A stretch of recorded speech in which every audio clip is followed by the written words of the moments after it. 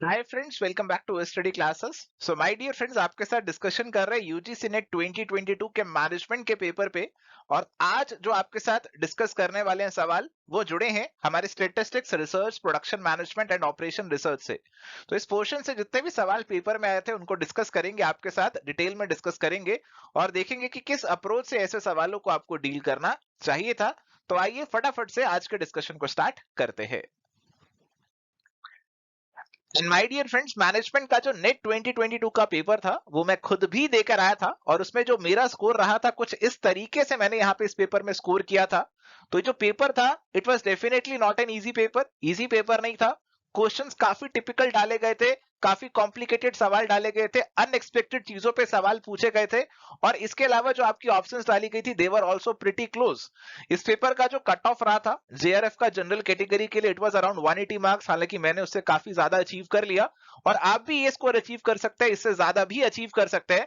But आपको ये approach मालूम होनी चाहिए कि किस अप्रोच से सवालों को सॉल्व करना है। बेसिक अंडरस्टैंडिंग, कंसेप्ट क्लैरिटी, ये सब चीजें तो है ही, बट जो अलग से एक अप्रोच रिक्वायर्ड होती है ना क्वेश्चंस को हैंडल करने की, वो एक बहुत इंपॉर्टेंट रोल प्ले करती है।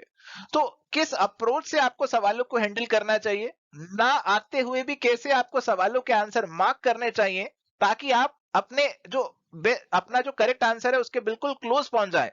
तो ये सब चीजें आपको सीखनी है और यही सब चीजें हम इस सेशन के माध्यम से भी यहाँ पे सीखने की कोशिश करेंगे। तो आइए फटाफट से अपने सवालों की ओर बढ़ते हैं और उन पर डिस्कशन स्टार्ट करते हैं। तो प्यारे दोस्तों, यहाँ पे हमारे पास सवाल है, a technique of building up a list or a sample of a special population by using an initial set of members as informants is called। तो बहुत ही सीधा, बहुत ही डायरेक्ट सवाल है। ऑप्शंस है quota sampling, convenience sampling, snowball sampling and purposive sampling. तो प्यारे दोस्तों, सवाल सीधा सीधा आपके स्नोबॉल सैंपलिंग से जुड़ा हुआ है। इसके अंदर आप कुछ इनिशियल सेट ऑफ मेंबर्स को पहले अप्रोच करते हैं और फिर उनके बेसिस पे आप जो है आगे बढ़ते रहते हैं। तो this is refer to as snowball sampling. तो correct answer is going to be option number 3। तो प्यारे दोस्तों, यहाँ पे हमारे पास सवाल है, indicate the correct options of the following statements on data collection and questionnaire design. तो यहाँ पे हमें कुछ स्टेटमेंट्स दे रखी हैं, जनरल स्टेटमेंट से डाटा कलेक्शन और क्वेश्चनियर डिजाइन से जुड़ी हुई। पहली स्टेटमेंट है, in order to ensure sufficiency of the data the field questionnaire must be 10% above the required number। In structured interviews, attributes can significantly affect the respondent's replies. Presentation of close-ended questions and the general layout constitute important considerations in preparing a self-administered questionnaire. In computer-assisted data collection, degree of control over the interview process is high. Description of important terminologies, jargons helps to improve the efficiency of the respondent in filling the questionnaire। अब ये सारी statements को आप एक बार read कर चुके होंगे और उसके बेसिस पे पहले तो ये आइडेंटिफाई करने की कोशिश करो कि कौन सी स्टेटमेंट आपकी पक्का पक्का से सही है। उसके बेसिस पे कुछ हम अंदाजा लगा सकते हैं। फिलहाल ऑप्शंस पे भी नजर डाल लेते हैं। तो हम देख रहे हैं कि सी और डी ये सभी ऑप्शंस के अंदर ही आ रहे हैं, तो सी और डी पे दिमाग लगाने की जरूरत नहीं है। सी और डी आपके पक्का पक्का सही ही है। सी और डी को आपको और ज्यादा ध्यान नहीं देना, सी और डी आपके सही ही रहेंगे। आपको बाकियों में देखना है कि कौन सा सही है, कौन सा गलत है। अगर आपको एक गलत पता लग जाए तो उससे कहानी काफी आसान हो सकती है। फिलहाल यहाँ पे जो पॉइंट नंबर ई है वो भी मुझे सही लग रहा है। पॉइंट नंबर ई मुझे सही लग रहा है क्योंकि लिखा हुआ है description of important terminologies, jargons. वो आपकी हेल्प करेगी कि आप अपने रिस्पोंडेंट को क्वेश्चनियर को आसानी से फिल करने में मदद कर देंगे। तो ये वाली स्टेटमेंट एक जनरल सी स्टेटमेंट है, बिल्कुल सही स्टेटमेंट लग रही है, तो इसे भी सही मानते हैं। सी, डी और ई अगर हमारे सही होंगे तो अगेन अभी भी हम तीन ऑप्शन पे जाके अटक जाते हैं। तीन ऑप्शन पे जाके अटक रहे हैं। ए और बी के बारे में पता लगाना जरूरी है, तभी हम कहीं ना कहीं आगे बढ़ सकते हैं। इनमें से एक का पता लग जाए तो भी बात बन सकती है। तो पहले हम पढ़ते हैं हमारे ऑप्शन नंबर बी को। ऑप्शन बी में लिखा गया, स्ट्रक्चर्ड इंटरव्यूज के अंदर interviewer attributes can significantly affect the respondents replies. अब प्यारे दोस्तों, एक बात आपको बतानी जरूरी है कि ये जो क्वेश्चन बनाया एग्जामिनर ने, उसने एक बुक से बनाया है। ये बुक एक फॉरेन ऑथर की है। मैंने ये सारी स्टेटमेंट्स को सर्च किया, वो बुक को आइडेंटिफाई किया, उस बुक को लिया और देखा कि कैसे ये स्टेटमेंट्स जो है उस बुक में प्रेजेंट की गई है। तो मेरे को जो स्टेटमेंट्स मिली उसमें कहीं ना कहीं ये जो स्टेटमेंट्स हैं, they are not stand alone statement. उनका कुछ और रिलेशन भी है कुछ और चीजों के साथ। जैसे जो स्टेटमेंट नंबर बी लिखी गई है, इसमें ऐसा लिखा गया था कि अगर हम इंटरव्यूज को कंपेयर करते हैं कंप्यूटर असिस्टेड इंटरव्यूज के साथ। जैसे सेकंड पॉइंट में लिख रहे हैं ना, in structured interviews interviewer attributes can significantly affect the respondents replies.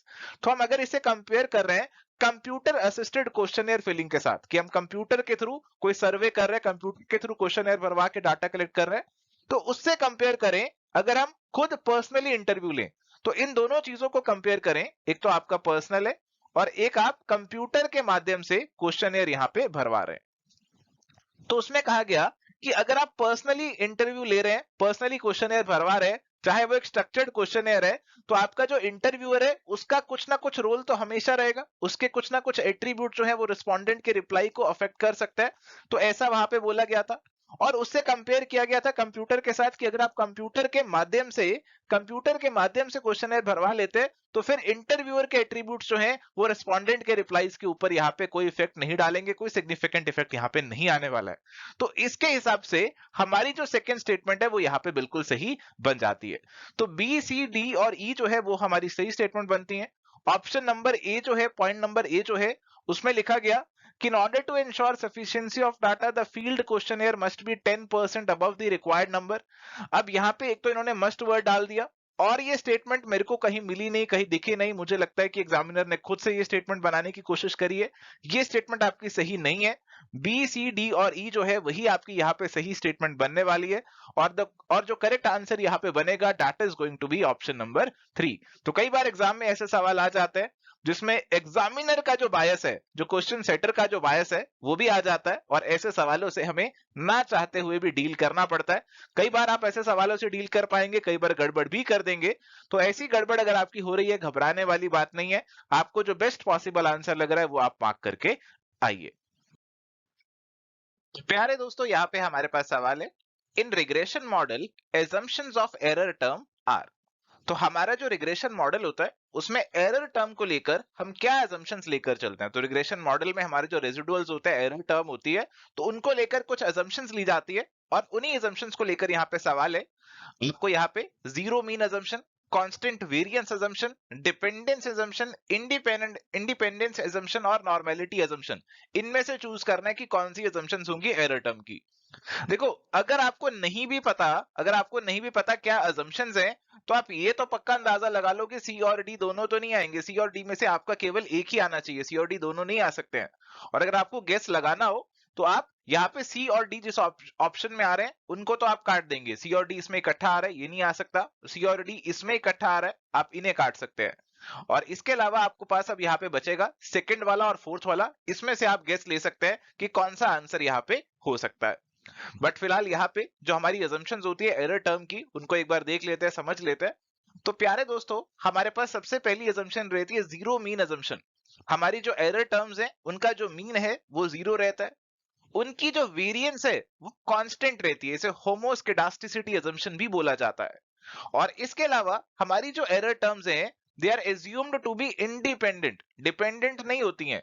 Independence वाली assumption यहाँ पे अप्लाई करती है एंड साथ ही एज्यूम किया जाता है कि हमारी जो एरर टर्म्स हैं दे आर नॉर्मली डिस्ट्रीब्यूटेड। और इसी के हिसाब से हमारा जो करेक्ट आंसर बनेगा that is going to be option number 4। तो आप थोड़ा सा दिमाग लगाकर दो ऑप्शन तक पहुंच सकते थे, बट फाइनल आंसर आपको तभी पता चलता अगर आपको assumptions के बारे में मालूम है। सो प्यारे दोस्तों, हमारे पास ये assumptions है लीनियर रिग्रेशन के अंदर एरर टर्म की। तो कंडीशनल मीन जीरो होना चाहिए, होमोस्केडास्टिसिटी assumption है जो कि कहती है कि आपकी इनकी वेरिएंस जो है सेम होनी चाहिए, और साथ ही यहाँ पे एरर टर्म्स हमारी इंडिपेंडेंट होती है, और नॉर्मेलिटी assumption भी होती है जो कहती है कि आपकी जो एरर टर्म्स है, रेजिडुअल्स है, they should be normally distributed. तो इन assumptions के बारे में आपको ध्यान में रखना है।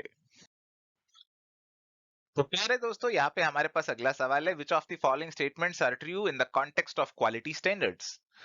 Kaizen approach deals with continuous improvement, तो बिल्कुल सही है। BIS represents India in ISO, ISO हमारा है इंटरनेशनल स्टैंडर्डाइजेशन ऑर्गेनाइजेशन, और BIS जो है इंडिया का जो ब्यूरो ऑफ इंडियन स्टैंडर्ड्स है वो इसका फाउंडर मेंबर है और इंडिया को रिप्रेजेंट करता है ISO में, तो ये भी बिल्कुल सही है। TQM total quality management can not be applied to crude oil refining. देखो टोटल क्वालिटी मैनेजमेंट जो है आप बहुत सारी इंडस्ट्रीज में अप्लाई कर सकते हो इंक्लूडिंग द ऑयल रिफाइनिंग, ऐसा कोई एक्सेप्शन नहीं है। तो ये हमारा स्टेटमेंट सही नहीं होना चाहिए। 6 सिग्मा अलाउज 3.4 डिफेक्ट्स पर 1 मिलियन केसेस, तो ये तो आपको याद ही होना चाहिए, बिल्कुल सही स्टेटमेंट है। Statistical quality control applications are limited to manufacturing industries, तो आपके जो स्टेटिस्टिकल क्वालिटी कंट्रोल है एसक्यूसी, उसकी एप्लीकेशंस कहा गया कि they are limited to only manufacturing industries. अब आप देखो सी और ई वाला जो पॉइंट है ना, उसमें कहीं ना कहीं कुछ लिमिटेशंस, कैन नॉट, ऐसी बातें कर रखी है, और यही दोनों स्टेटमेंट्स हमारी यहाँ पे गलत हैं। तो आगे अगर आपके पास कोई सवाल आते हैं तो कई चांसेस हो सकता है, काफी चांसेस हो सकता है कि ऐसी वाली स्टेटमेंट्स में कुछ गड़बड़ की गई हो। तो यहाँ पे हमारी जो सी और ई वाली स्टेटमेंट है वो गलत है, ए बी और डी वाली ही सही है। Correct answer is going to be option number C. Option number C जो है हमारा करेक्ट आंसर यहाँ पे बन जाएगा। तो प्यारे दोस्तों यहाँ पे हमारे पास सवाल है, असर्शन और रीजन दे रखा है। असर्शन दिया हुआ है median is the middle most item in a set of numbers, तो ये बिल्कुल सही है, आपकी जो मीडियन होती है वो मिडिल टर्म होती है। और रीजन दिया गया mode is not unduly affected by extreme values, तो मोड आपका एक्सट्रीम वैल्यू से अफेक्ट नहीं होता है, बिल्कुल सही बोला गया। तो ये दोनों आपकी स्टेटमेंट तो सही है, बट ये दोनों स्टेटमेंट अलग अलग इंडिपेंडेंट है, इनका आपस में कोई रिलेशनशिप नहीं है। तो अगर आपको चूज करना हो तो आप यहाँ पे वन वाला चूज नहीं करेंगे, आप सेकंड वाला चूज करेंगे कि दोनों ट्रू है, बट आर करेक्ट एक्सप्लेनेशन नहीं है एक ही, क्योंकि इन दोनों में कोई संबंध, कोई रिलेशनशिप यहाँ पे नहीं है। तो correct answer is going to be option number 2। तो प्यारे दोस्तों यहाँ पे हमारे पास सवाल है, what is the correct sequence of steps involved in the master production schedule preparation. तो जो हमारा मास्टर प्रोडक्शन शेड्यूल रहता है वो बेसिकली हमें बताता है कि आपको किस तरीके से प्रोडक्शन करना है, कौन से प्रोडक्ट आपको बनाने हैं, कितनी क्वांटिटी में बनाने हैं, कब बनाने हैं। तो ऐसा आपका मास्टर प्रोडक्शन शेड्यूल आपको बताएगा। अब ये आप शेड्यूल तैयार कर रहे हैं अपनी प्रोडक्शन से जुड़ा हुआ, तो इसमें क्या स्टेप्स आप फॉलो करेंगे। अब देखो अगर आपको बेसिक अंडरस्टैंडिंग है कि हाँ कुछ मास्टर प्रोडक्शन शेड्यूल होता है, वो हमें बताता है कि किस तरीके से आपको प्रोडक्शन करना है, कितना करना है, ऐसा आप अगर कुछ शेड्यूल के बारे में जानते हैं तो आई थिंक आप उसके स्टेप्स का अंदाजा भी लगा पाएंगे। आइए ऑप्शंस को पढ़ते हैं और देखते हैं कि क्या यहाँ पे हमारा करेक्ट ऑर्डर होना चाहिए। Obtaining the net requirement of material, revising the preliminary master production schedule to accommodate the inadequacy of material, obtaining the specification on required production, assessing the inventory in hand and on order, determining the gross requirements of material using MRP। साथ ही options पे नजर डालते हैं। तो options में हम देख रहे हैं कि पहला स्टेप या तो आपका ए हो सकता है, या बी हो सकता है, या सी हो सकता है। पहले स्टेप को लेकर यहाँ पे 3 ऑप्शंस अवेलेबल है। लास्ट स्टेप को लेकर 2 ऑप्शंस है, या तो ई हो सकता है या बी हो सकता है ना। ई और बी में से ही आपको चूज करना है। तो लास्ट स्टेप की ओर नजर डालते हैं। तो लास्ट स्टेप हमारा अगर यहाँ पे ई हो तो ई क्या है पॉइंट हमारा, determining the gross requirements of material using MRP. अब देखो ई वाला पॉइंट कह रहे ग्रॉस रिक्वायरमेंट, और हमने सभी पॉइंट्स को पढ़ा, पहले पॉइंट में नेट रिक्वायरमेंट भी लिखा हुआ है। तो पहले ग्रॉस डिटरमाइन होगी, फिर ही तो आप कहीं ना कहीं नेट पे जाएंगे। तो ग्रॉस वाला लास्ट स्टेप नहीं हो सकता, ग्रॉस वाला लास्ट स्टेप नहीं हो सकता है। तो इसीलिए ई वाला पॉइंट मेरे को तो गलत लग रहा है कि ये लास्ट में नहीं आना चाहिए, और मेरे हिसाब से जो बचा है बी वाला पॉइंट वही लास्ट में आना चाहिए। उसे भी एक बार रीड कर लेते हैं। Revising the preliminary master production schedule to accommodate the inadequacy of material, तो बी वाला पॉइंट आ सकता है। बी वाला पॉइंट कह रहे कि आपने शेड्यूल तैयार कर लिया है, प्रिलिमिनरी शेड्यूल तैयार हो चुका है, अब आप उसमें कुछ रिविजन्स कर रहे हैं क्योंकि आपकी कोई इनएडिक्वेसी हो गई है मटेरियल की। तो ये वाला पॉइंट डेफिनेटली लास्ट में आ सकता है। तो मैं सेकंड और फोर्थ इनमें मेरे को लग रहा है कि इनमें से कोई चूज करना चाहिए। अब देखते हैं सेकंड और फोर्थ में से। अब मुझे अगर फर्स्ट चूज करना हो तो ए और सी इन्हीं में से मेरे को चूज करना है। तो ए वाला मेरे पास है obtaining the net requirement of material. तो नेट रिक्वायरमेंट तो पहले कैसे ऑब्टेन करेंगे, पहले तो ग्रॉस ही ऑब्टेन करेंगे, तो ए तो पहले नहीं आना चाहिए। सी है obtaining the specification on required production, तो सी पहले आ सकता है। सी कह रहे कि आपकी जो प्रोडक्शन रिक्वायर्ड है उसकी आप स्पेसिफिकेशन जो है कि कैसा प्रोडक्शन आपको चाहिए, कैसी प्रोडक्शन आपको करनी है, वो स्पेसिफिकेशन आप ऑब्टेन कर लें। तो बिल्कुल ये आपका सबसे पहले आ सकता है, और ये बी वाला आपका सबसे लास्ट में आ जाएगा, और ऑप्शन नंबर 4 आप टिक कर सकते हैं। बट फिलहाल एक बार बाकी सीक्वेंस को भी यहाँ पे मिलाने की कोशिश करते हैं। तो ऑप्शन 4 के हिसाब से उसके सेकंड पे आना चाहिए पॉइंट नंबर ई।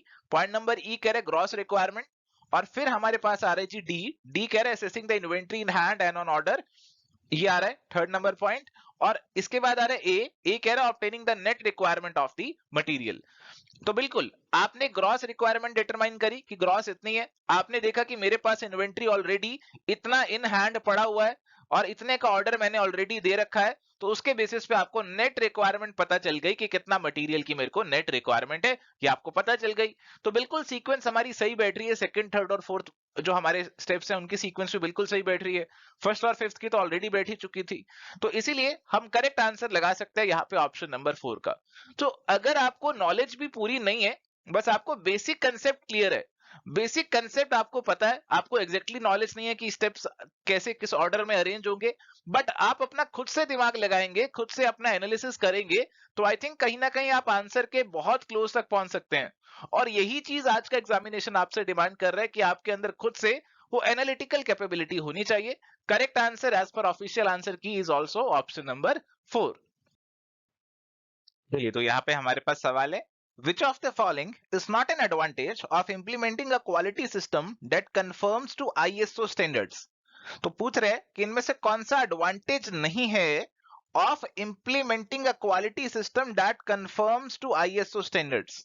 तो आप एक ऐसा क्वालिटी सिस्टम लगा रहे हैं जो कि आईएसओ स्टैंडर्ड्स और इंटरनेशनल स्टैंडर्ड्स है उनको कंप्लाई करता है, तो उसका क्या फायदा नहीं होगा?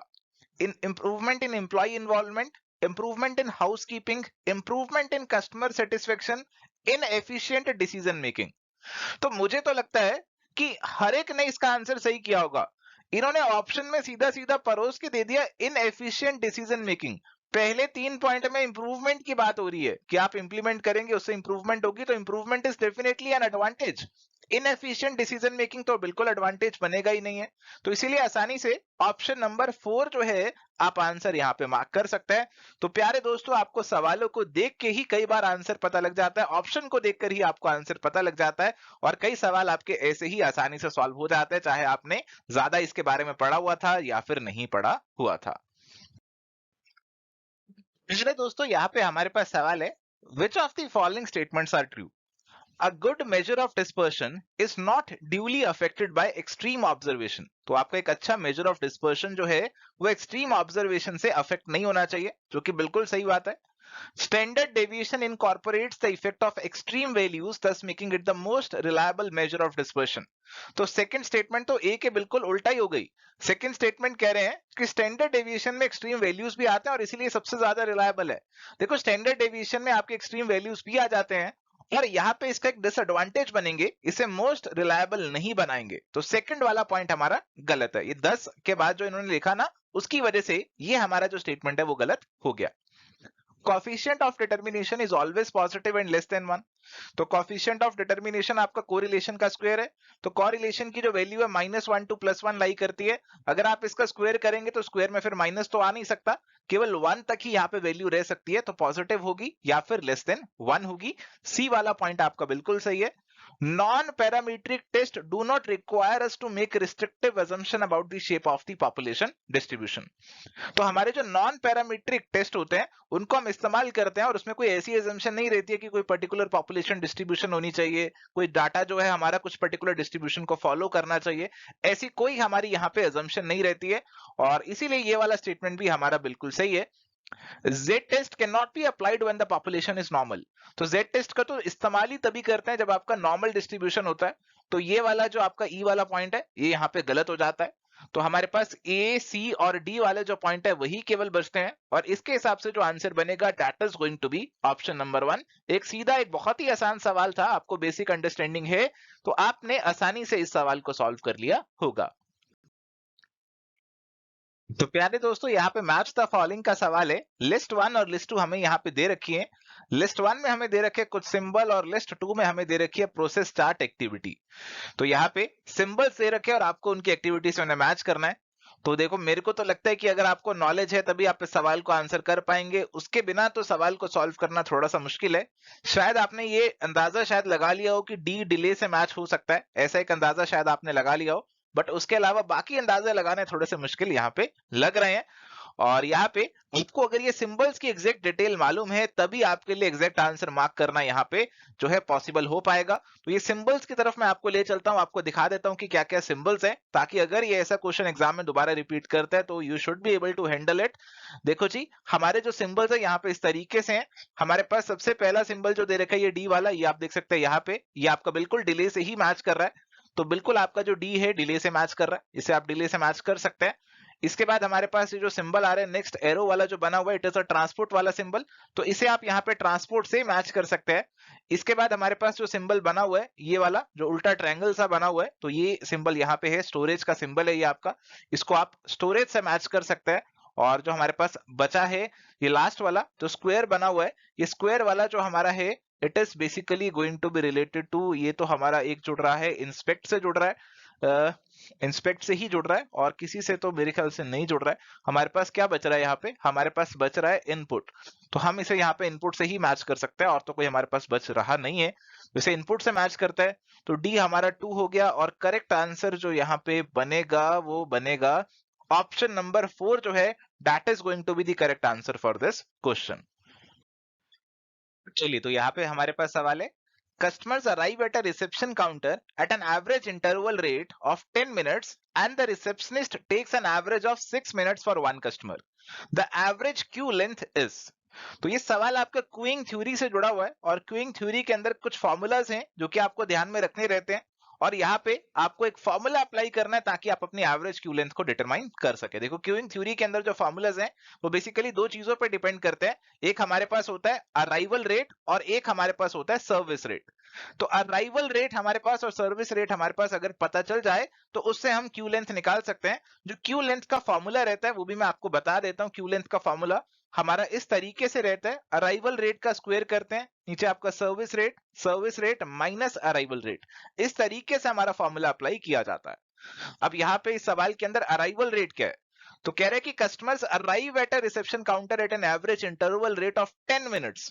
तो 10 मिनट्स के अंदर आपके कस्टमर आ रहे हैं, पर ध्यान रखना है कि अराइवल रेट आपका 10 मिनट्स नहीं होगा। अगर आपका कोई रेट है, जैसे आपका स्पीड होता है, speed is also basically a type of rate, तो स्पीड हम कैसे निकालते हैं, मीटर पर सेकंड में निकालते हैं ना।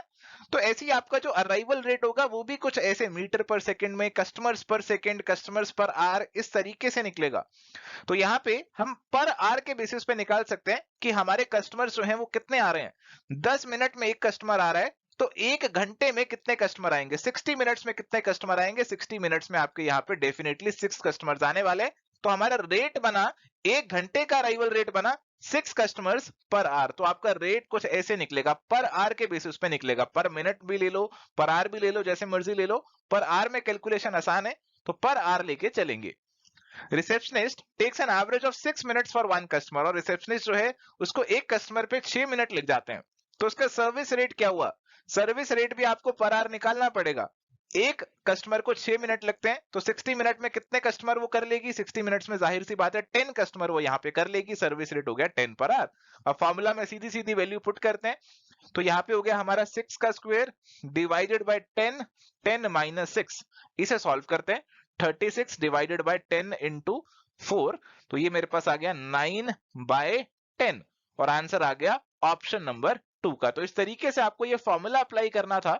अगर ये फॉर्मूला आपको आता था तो आई थिंक आप इस सवाल को सॉल्व कर पाए होंगे। अगर ये फॉर्मूला आपको नहीं आता था फिर आप इस सवाल को सॉल्व नहीं कर सकते थे। So thank you my dear friends, ये था आज का हमारा डिस्कशन जहां पे हमने आपके साथ डिस्कस किए यूजीसी नेट मैनेजमेंट 2022 में जो सवाल आए थे पेपर के अंदर हमारे statistics, production management and operation research के पोर्शन से। उम्मीद करते हैं कि आपको यहाँ पे इन सवालों को देखकर क्लैरिटी मिला है कि कैसे एग्जामिनेशन में सवाल आते हैं और कैसे आपको उन सवालों को अप्रोच करना है और बेस्ट पॉसिबल आंसर आपको यहाँ पे मार्क करना है। आज के लिए इतना ही, मिलेंगे नेक्स्ट सेशन में। Till then goodbye, take care, all the best.